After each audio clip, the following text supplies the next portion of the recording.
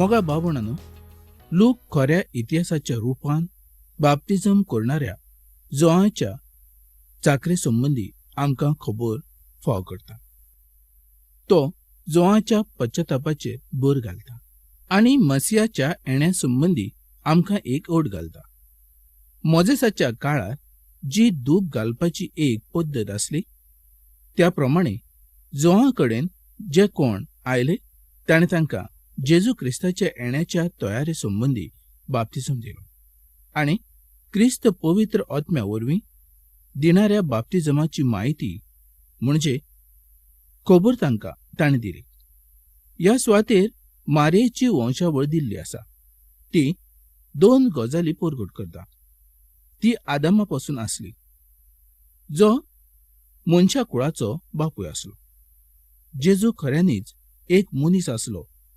मॅथ्यू ताका राजा म्हूण दाखोळ करता आनी ताजी वंशावळ आब्रामा पासून दाखयता. लूक ताका मनीस म्हूण दाखोळ करता आनी आदामा पर्यंत पावयता. दुसरे सुवातेर मारी ही दाविदाच्या वंशांतल्यान जल्माक आयली, पूण सोलोमनाच्या वंशांतल्यान न्हय तर नातानाच्या वंशांतल्यान ती जल्माक आयलेली आसली. पयले इतिहासाचें पुस्तक 3रो आविसर आनी 5वी वळ सांगता, तांकां जेरुजालेमांत पूत जाले ते अशे आसले: शिमा, शोबाब, नातान आनी सोलोमन. हे बेतशेबा हिच्या वरवीं दाविदाक जाल्ले पूत आसले. आतां पळोवया जोआची चाकरी. ह्या आविसरांत आमकां वेळ आनी काळाची खबर दिसून येता. 6 गजाली आमकां ह्या सुवातेचेर पळोवंक मेळटा. कैसर आगुस्त 500 आसलो जेन्ना दोनी जेजू क्रिस्ताचो जल्म जालो तेन्ना. पूण जेन्ना जोआवान आपली चाकरी करूंक सुरवात केली तेन्ना तिबेरियाचो कैसर 500 आसलो. संवसारी इतिहास आमकां सांगता की तिबेरियास जाणवायचो आसलो, पूण रागाक वायट आसलो. तो हुशार आसलो, पूण बदलो घेणारो आसलो. तो धर्म नासलोलो असो मनीस जावन आसलो. ताणें सगळ्या संवसाराचेर राज चलोवंक पळयलें. मुखार आनिकूय 500ची नांवां बरयल्लीं आमकां मेळटात आनी ते दुसऱ्याची जाणवाय घेवन चलणारे जावन आसले. लुकाचो 3रो आविसर आनी 2री वळी प्रमाणे त्या सुवातेचेर 2 नांवां दिल्लीं आसात. ती म्हणजे हान्ना आनी कायफास. हे 2 जाण महायाजक आसले. पूण एक प्रश्न उत्पन्न जाता की त्या सुवातेचेर 2 महायाजक कित्याक आसले? त्या काळार जेरुजालेमाचेर रोमाची राजवट आसली. हें आमकां 2 याजकां वेल्यान कळून येता. अन्ना 500च्या फाटल्यान जे बोळ आसलें तें तो आसलो आनी कैफास रोमन जें कितें मुखार दवरलेलें तें तो जावन आसलो. जोआचो सादो अनुभव म्हणजे बापाय प्रमाणे मंदिरांत सेवा करप आसलो. तो मंदिराचो मुखेली जावून जाय आसलो, पूण ताणें तें सगळें नाकारलें आनी तो अरण्यांत गेलो. आपणाचें व्हडपण ताणें नाकारलें. सादेपणान तो जियेलो आनी एक भागनार जावंक पावलो. हें ताचें चित्र जावन आसा. जोआव याजक आसलो, तो आतां एक भागनार जावंक पावलो. जोआव एक बरो मनीस आसलो. ताणें लोकांक एलियाचो उगडास करून दिलो, कारण एलिया मदें आनी जोआ मदें कांय गजाली सारक्यो जावन आसल्यो आनी त्यो आमकां ह्या उतरां उद्देशीं समजून येता. ताणें जेजू क्रिस्ताच्या येण्याची खबर दिली. जोआव लोकांचें पातक उगडापें करून दाखोवंक आयलो. तो एक सादो मनीस जावन आसलो. लुकान ताचे जल्माची खबर सुंदर बरयल्ली आमकां वाचूंक मेळटा आनी खरें म्हटल्यार ती आमी फाटल्या सगळ्या आविसरांनी पळयलीच आसा.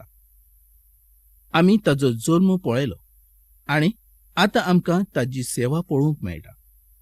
तो याज्ञीक जावन आसलो आनी बाकनार जावन आसलो. तो जल्मानूच याज्ञीक आसलो, कारण तो जाकार्याचो पूत जावन आसलो आनी बाकनारूय तो जावन आसलो.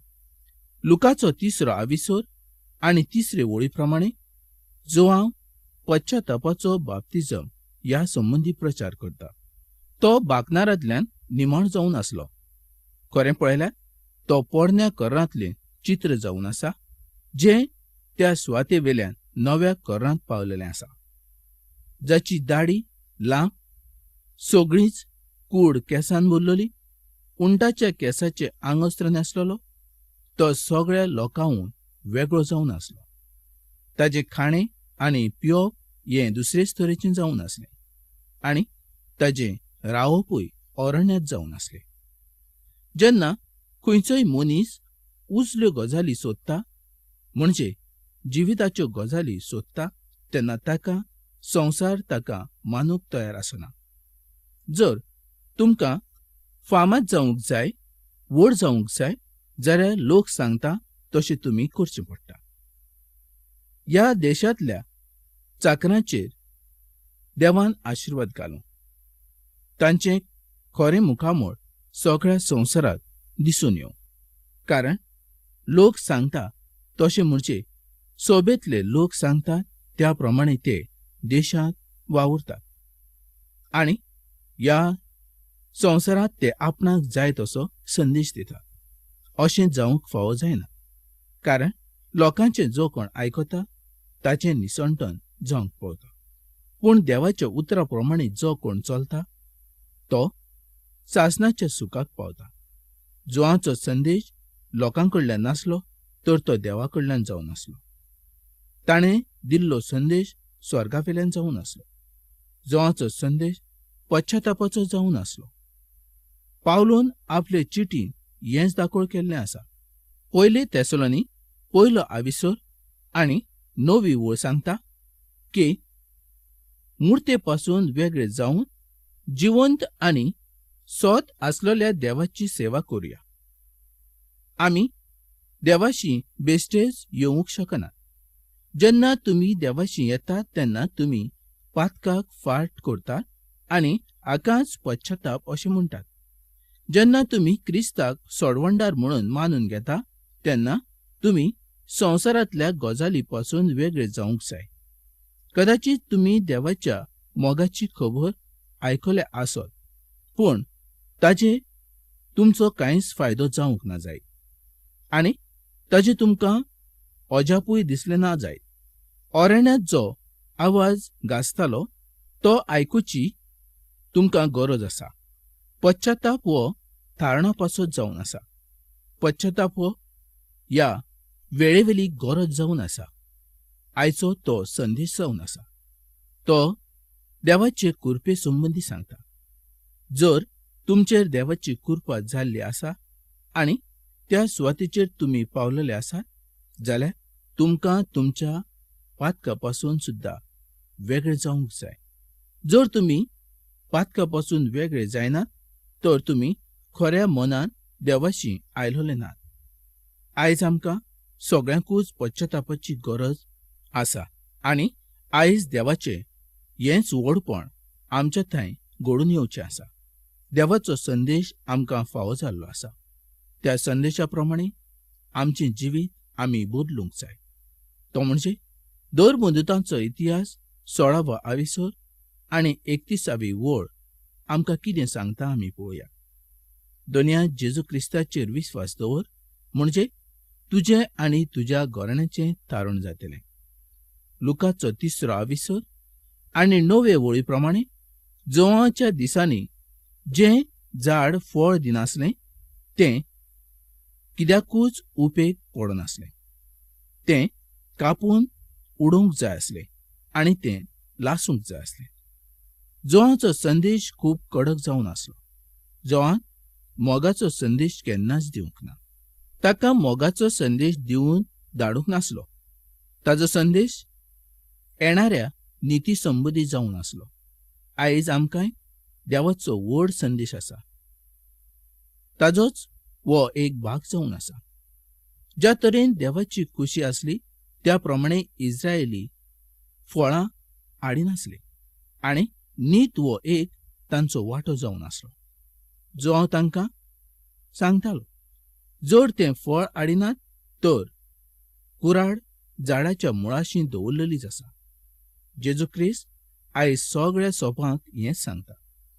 लुकाचो 3रो विसर 10 आनी 11 वळी प्रमाणे, जो हांव इस्रायलाक सोप्या आनी सादे भाशेन सांगतालो की ते आपणा पासत जेतात म्हणून, आनी जें कितें तांकां फावो जालें ते दुसऱ्याक वाटिनात, म्हणजेच इस्रायलाक दिवचो प्रयत्न ते करिनात. 12 आनी 13 वळी प्रमाणे, दोन वसूलदारूय तांच्या वायट कामाक लागून लोकांक आवडटाले, तरी पूण ते जुआ कडेन आयले आनी विचारूंक लागले की आमी कितें करचें. ते दोनयाशी सुद्दां आयलेले आसले. वेगवेगळ्या तरेच्या लोकांक जुआन जायतो संदेश दिल्लो आसलो. मोगा भावणानो, तुमी क्रिस्ताक आयज मानून घेवंक तयार आसात? क्रिस्ताचो संदेश हो तुमी आयकूंक तयार आसात? आयज देव ह्या संदेशा उद्देशीन तुमचे कडेन उलयता. तुमच्या वागण्या वेल्यान समजून येता की तुमी खरे क्रिस्तांव आसात काय बेश्टेच नांवाचे क्रिस्तांव आसात म्हणून. मॅथ्यूवाचो 7वा विसर आनी 20 वळीन अशें बरयल्लें आसा की तुमी तांच्या फळा वेल्यान तांकां वळखतले. लुकाचो 3रो विसर 15 ते 17 वळी प्रमाणे, जो हांव हें सारकें सांगता की ताजो संदेश निमाणो संदेश न्हय, तर ताका तयार करता. जो येवचो आसा ताच्या पासत तो हो संदेश दिता. जोआवान उदकान बाप्तिजम दिलो, पूण दोनी जेजू ख्रिस्त 1900 वर्सां सावन पवित्र आत्म्यान बाप्तिजम दीत आयल्लो आसा आनी ताच्या दुसरे येण्याची तो उज्यान सगळ्यांक बाप्तिजम दिवचो आसा. उजो हे नीत संबंदी दाखयता. कांय जाणांक अशें दिसता की पेंटेकॉस्टाच्या वेळार जो उजो आयलो तोच दुसऱ्या येण्याचो उजो म्हूण, पूण अशें न्हय. देव दुसऱ्या वेळा येवचो आसा हें सगल्यांनी लक्षांत दवरूंक जाय. ताच्या येण्याक आमी तयार जावंक जाय. आयज तो तुका आनी म्हाका पळयता. आमचें जिवीत ताका उगडापें जावन आसा. आयज आमी मौजांनी आसात. आमी खुशालकायेचें जिवीत जियेतात, पूण एक दीस असो येतलो की आमकां ताच्या मुखार सगल्यांक उबें रावचें पडटलें. आमचें खावप पियप आयज आमी जाणा. आमी सगळे जाण खुशालकायेच्या जिवितान आसात. आयज आमी बरें बरें खातात, बरें पियण आमी पियेतात, सोरो पिवन आमी बेबदे जाल्ले आसात आनी म्हणटात हीच खुशालकाय. आमी खुशालकायेन रावंक जाय. पूण एक दीस जेन्ना आमकां सगल्यांक देवाच्या मुखार उबें रावचें पडटलें तेन्ना आमकां रडूंक येतलें आनी ताच्या उपरांत आमकां दुसरी वाट मेळची ना. ही फकत एकूच वाट जावन आसा. देव तुका आनी म्हाका ह्याच वेळा शिटकायता. आमचें जिवीत निटायेचेर घालूंक तो आमकां आदार दिता. तुजो आनी म्हजो तो चड मोग करता. त्या पासत हें सगलें घडून येवंक शकता. मोगा इश्टानो, आयज तूं तुकांच पळय. तुजें जिवीत खंय आसा हें तूं पळय. जेजू ह्या संवसारांत बेश्टोच येवंक ना. तुका सुटका आनी सोडवण दिवंक तो आयलो. आयज तो तुका पळयता. ताका जाय तुवें ताचें उतर मानून घेतलेलें. आयज जो हांव तुज्या पासत मरूंक ना, पूण जो हांवें तुका संदेश दिलो जेजूच्या येण्याचो, आनी जेजू हो खरो देव जावन आसलो. तो देवाचो पूत जावन आसलो. कुडीन तो ह्या संवसारान आयलो आनी ताजी वंशावळ मॅथ्यूवाच्या शुभ वर्तमानाच्या पुस्तकांत आमकां वाचूंक मेळटा. मॅथ्यूवान दिल्ली वंशावळ आब्रामा पासून सुरू जावन दोनया जेजू क्रिस्ता पर्यंत ती दाविदा पर्यंत तशेंच सोलोमन हाजे कडल्यान पावलेली आसा. लुकान सांगलेली वंशावळ मातशी वेगळीच तरेची जावन आसा. तो परती वंशावळ दाखयता. लूक पयलीं दाविदाक दाखयता आनी उपरांत आब्रामाक दाखयता. लुकान मारयेची वंशावळ दाखयल्ली आसा आनी हीच तिची वंशावळ जावन आसा. दाविदाच्या कुटुंबांतल्यान मारयेचो जल्म जाता आनी तिचेच वरवीं जेजूय दाविदाच्या कुळांतलो अशें समजून येता. वंशावळी संबंदी 2 गजाली लक्षांत घेवंक जाय. पयली गजाल म्हणजे जुजे हो जेजू क्रिस्ताचो बापूय नासलो अशें डॉक्टर लूक दाखोळ करता. 23वे वळी प्रमाणे ह्या वंशावळींत पूत हें उतर वापरलेलें आसा. तें आतान बरयल्लें नासलें.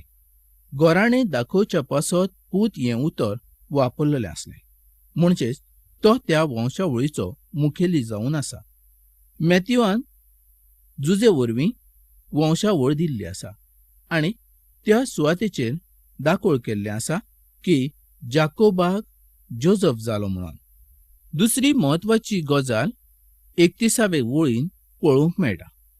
मॅथ्यू सोदता क्रिस्ताक दाविदा पासून जाल्ल्या सोलोमनाच्या वंशावळींत, पूण लूक दाखयता दाविदाचो पूत जो नातान आसलो ताच्या घोराण्या वरवीं. मारयेच्या कुडींत दाविदाचें रोगत आसलें. जेजू क्रिस्त हो दाविदाचो पूत जावन आसलो. लूक जेजूक मनशाचो पूत आनी संवसाराचो सोडवणदार म्हणून संवसाराक दाखोळ करता. ताचो वंश अब्रामा पासून सुरू जाल्लो दाखयना, तर आदामा पासून तो दाखयता. जो देवाचो येवचो पूत आसलो त्या सुवातेचेर तो पावता, जाका देवान आपल्या हातान घडलोलो तो. पूण तो जेन्ना पातकान पडलो तेन्नाच खाला पडलो. जेजू क्रिस्त निमाणो आदाम आनी देवाचो पूत जावन आसलो. देवाचो मनशाची परस संबंद जोडच्या पासत तो आयलो. आदामाच्या पातका वरवीं देवाचो आनी मनशाचो जो संबंद तुटलेलो आसलो तो 1000 वर्सां उपरांत परत एक जावंक पावलो. आनी हें फकत दुनिया जेजू क्रिस्ताच्या वरवीं घडून आयलें. आयज आमी देवाशी येवंक शकता. आयज आमी देवाशी एक जावंक शकता. आयज जेजू वरवीं आमकां सासणाचें जिवीत मेळूंक शकता.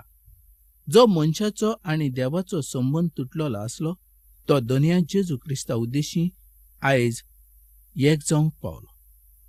देवान संवसाराचो मोग केलो. देवान तुजो आनी म्हजो मोग केलो. आयज आमी पातकान मरचे न्हय, आमकां सासणाचें जिवीत मेळचें. आमी जेजूच्या सांगाता सर्गीच्या राज्यान आसचे हीच देवाची येवजण जाली. ताणें तुजो आनी म्हजो मोग करच्या पासत आपल्या पुताक भेटयलो आनी तोच पूत जावन आसलो दोनी जेजू क्रिस्त. आयज तो ह्या संवसारांत कुडीन जल्माक आयलो. कुडीन सगले तरेचे दूख आनी त्रास ताणें सोंसले. हें फकत तुका आनी म्हाका तारण फावो जावचें पासून. मोगा भावपणान आयज आमी खंयचे दशेचेर आसात तें पळया. आमी जेजूचें उतर आयकतात पूण ताच्या उतरा प्रमाणे चलतात काय ना हें पळया. आयज सगले तरेच्या दुखान आनी त्रासान आमचें जिवीत आमी घालतात, पूण खऱ्या आनी जिवंत देवाक आमी सोदूंक पळयनात. हें कित्याक तर सैतानान तुमचे दोळे कुड्डे केल्ले आसा. ताजें उतर वाचूंक तुमकां नाका आनी त्याच पासत हें सगलें घडलेलें आसा. आयज ह्या वेळार देव जोण एकल्याक उलो मारता. म्हज्या पुता, म्हजे तुवें, आयज तूं म्हजेशी यो. हांव आयज तुमकां म्हजीं स्वताचीं भुरगीं अशीं करून घेता. आयज जर तूं देवाचें उतर आयकूंक तयार आसा आनी तें मानूंक तयार आसा जाल्यार देव तुका आपलो पूत आनी धूव म्हूण मानूंक तयार आसा. तर ह्या उतरांचेर तूं नियाळ कर. आयज ही कार्यावळ आमी हांगाच सोंपोवया आनी फुडल्या कार्यावळींत आमी परत मेळुया.